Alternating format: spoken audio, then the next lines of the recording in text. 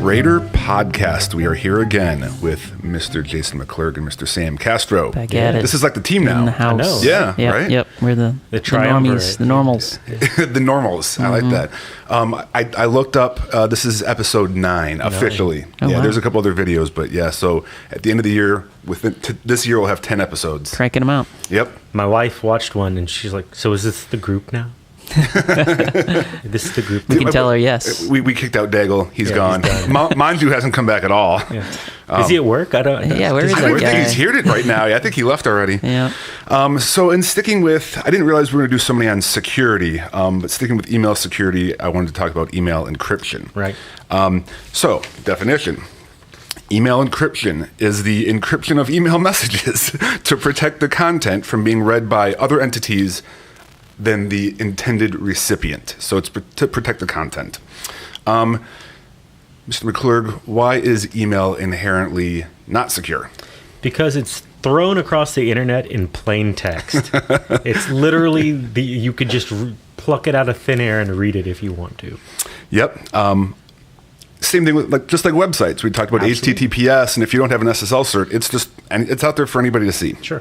Yeah, when they designed the internet, they didn't think about, Security. It was a It's little just- old thing. called Right, the it wasn't internet. it wasn't so widespread, so you can just send the data back and forth. Yep. No big deal.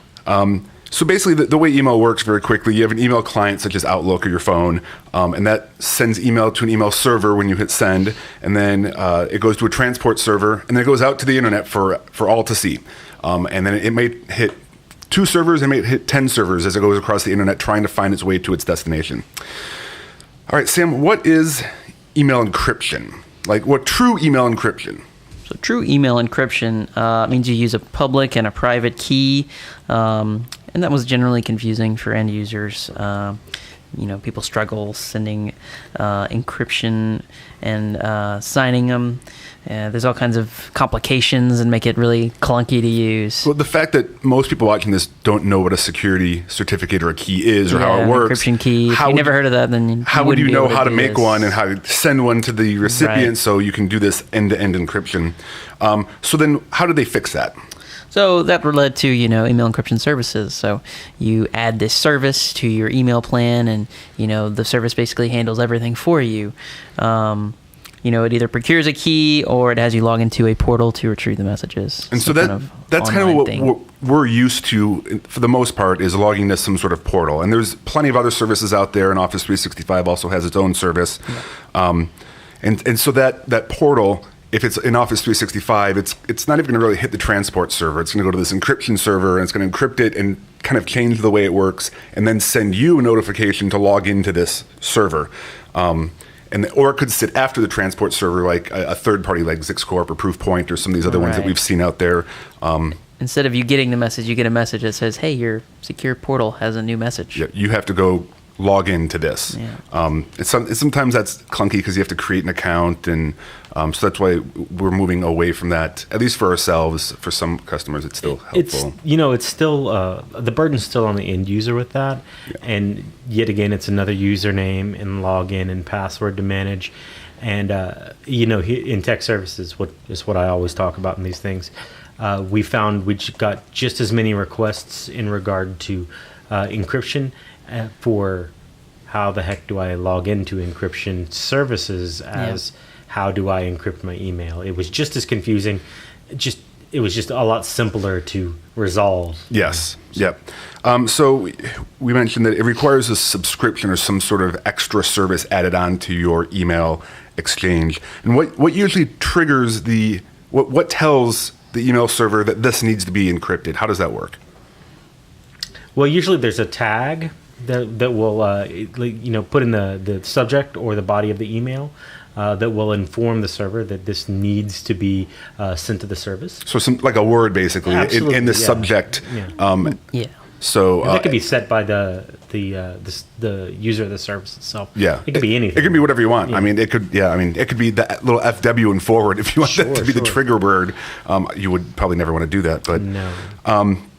So typically then the end user receives an email, prompts them to log into the portal, and And then in certain cases like Office 365, you log into Office 365 either using your credentials or a one-time code, and then you can reply to that email right from that portal. It never actually leaves Office 365 at that point.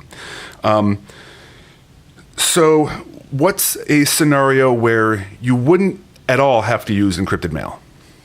Interoffice. So if I'm sending from RadarSolutions.com to RadarSolutions.com, It never hits the internet.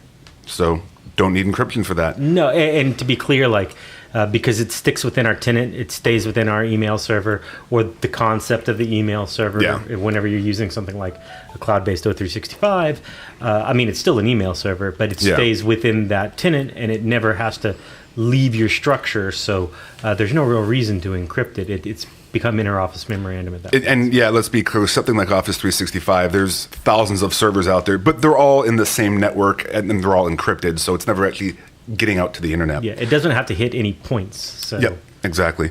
Sam, what would be a reason to use encrypted mail? I have to email a password.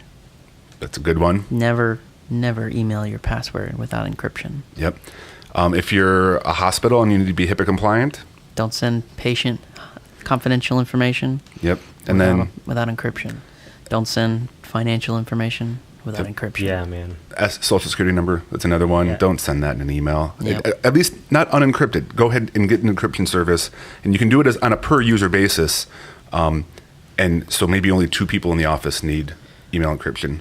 I feel like if you're considering encryption, you need encryption. Like if you're thinking to yourself, like, should I be encrypted? yeah, should I encrypt this? The answer is probably yes. yeah, you should. And it's not expensive. So here's the thing: with you have an Exchange email box, and you have all these other services that you can put on top of it. We've talked about it before: multi-factor authentication, litigation hold. Tons of other things, advanced threat protection we talked about in the last one. So encrypted email, the encryption service is just another one of all of these things that we can do to add on to your email account.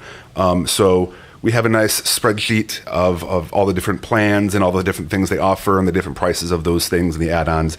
So please call us and talk to us about email encryption, and we'd be happy to work with you guys on that. We'll get you encrypted. That's right.